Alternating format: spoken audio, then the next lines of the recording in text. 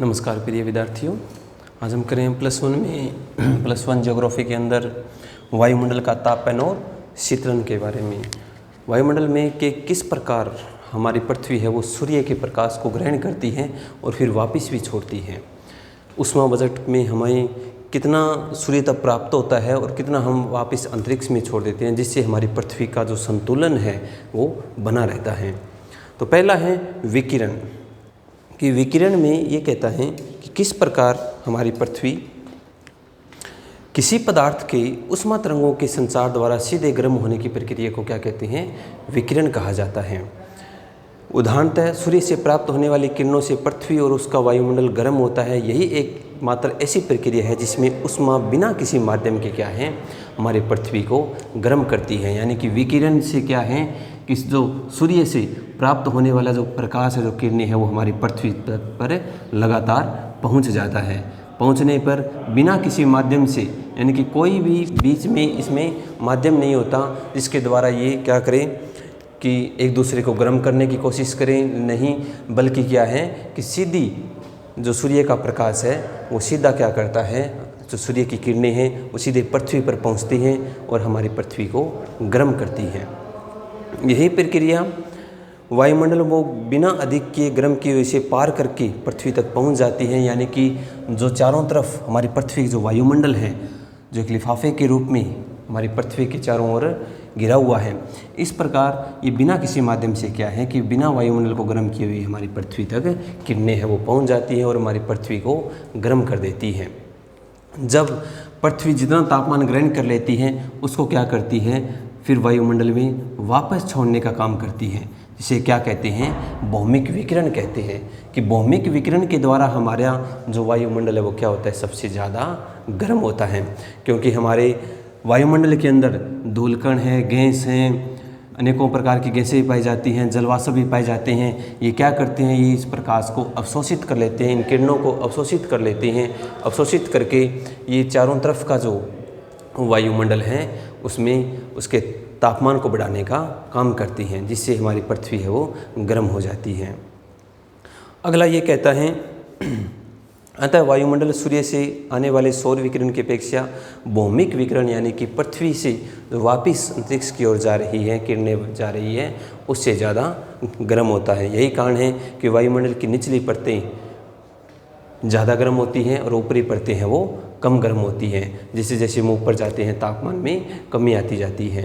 यही विकिरण के द्वारा संभव होता है। अगला है संचालन। दूसरा क्या है, संचालन।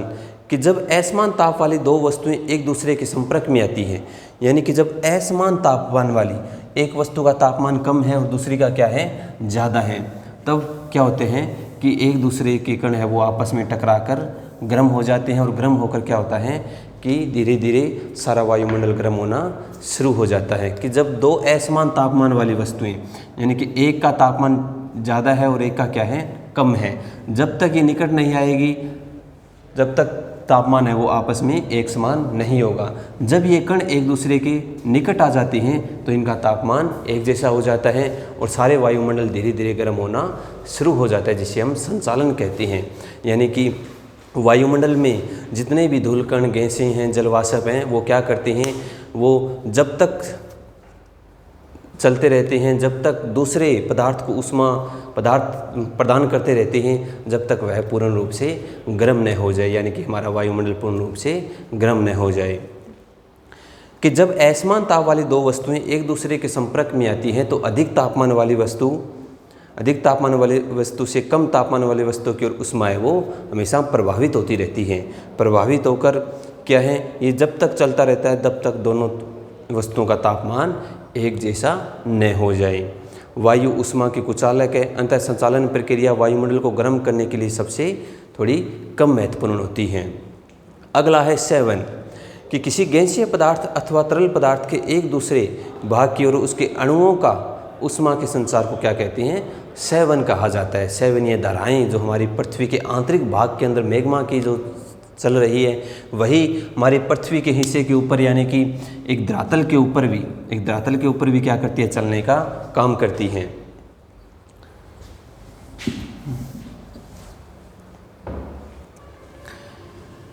कि जब सूर्य की किरणें हमारी पृथ्वी के धरातल पर पहुंचती हैं,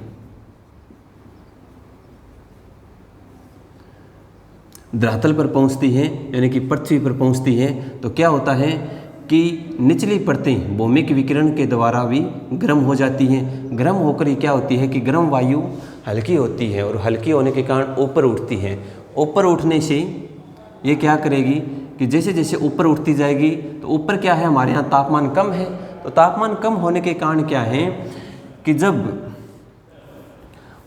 तापमान कम होने के कारण जो वायु है वो क्या हो जाती है, ठंडी हो जाती है, और ठंडी होने से यही वायु भारी हो जाती है और भारी होकर ये वापस नीचे उतरना शुरू कर देती है और फिर वापस गर्म हो जाती है, गर्म होकर फिर हल्की होती है और हल्की होकर फिर ये ऊपर उठती है।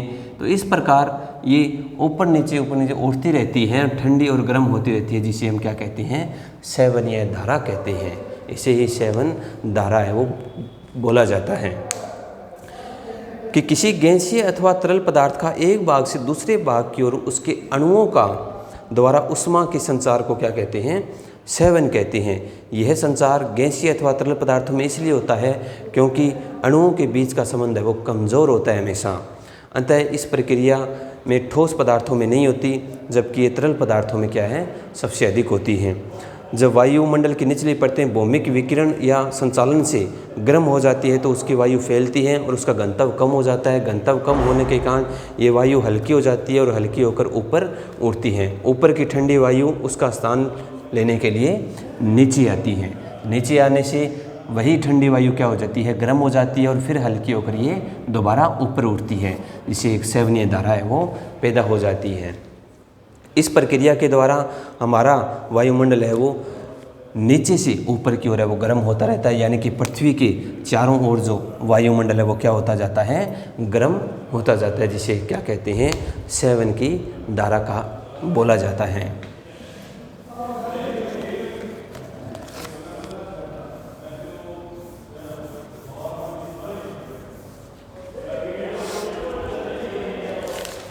अगला है विद्यार्थियों अभिवहन।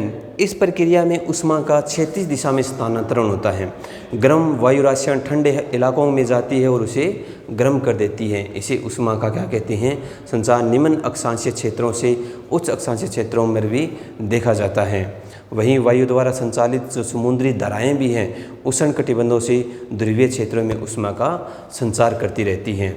यानी कि हमारी पृथ्वी के ऊपर घूर्णन करने के कारण पृथ्वी की जो वायु है वो भी क्या है, शिथिल नहीं है, वो भी गतिशील है, वो भी एक स्थान से दूसरे स्थान पर वो चलती रहती है।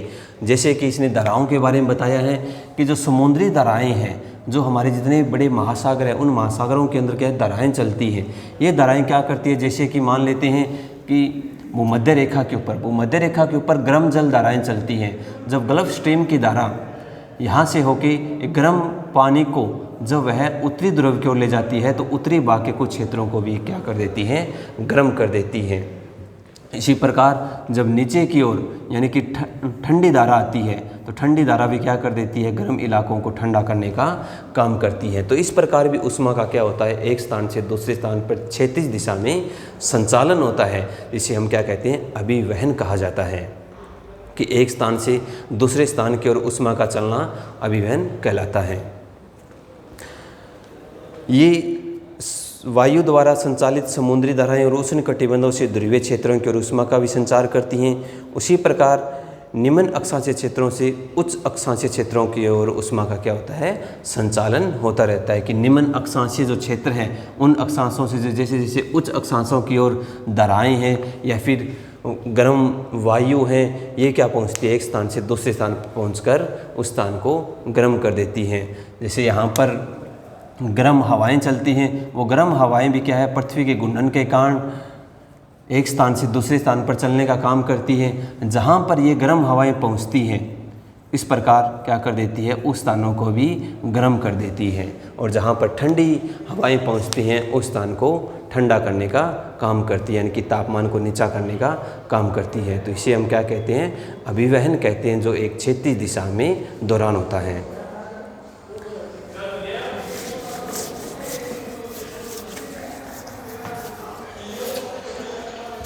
आज हमने किया कि वायुमंडल का तापन और शीतलन, कि सूर्य की गर्मी के द्वारा किस प्रकार पृथ्वी गर्म और ठंडी होती है। कल हम करेंगे पृथ्वी का ऊष्मा budget. Thanks, have a nice day.